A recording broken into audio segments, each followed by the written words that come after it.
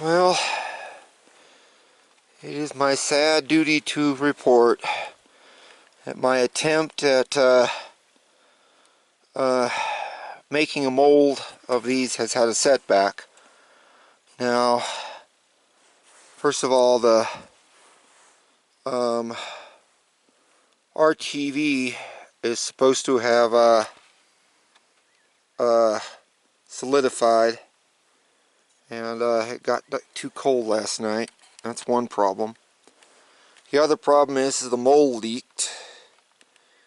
I like a French box for a mold, but I thought I'd give this other thing a try, and a double-sided tape on the bottom failed and it's leaked out. I know you people from California are in absolute horror that there's a complex chemical sitting on the ground, but to have done right, your part line is supposed to be right here. So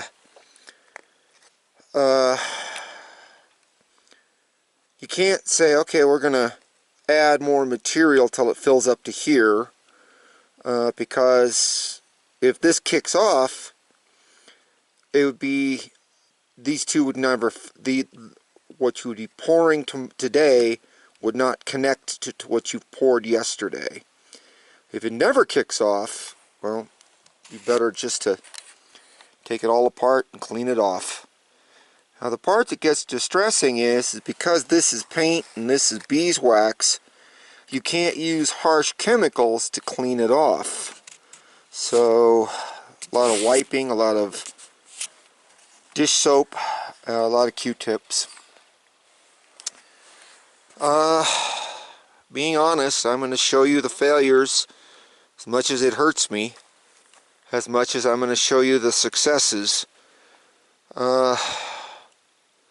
School has it, and successful television has it, you show the successes so that you build up your reputation as a success.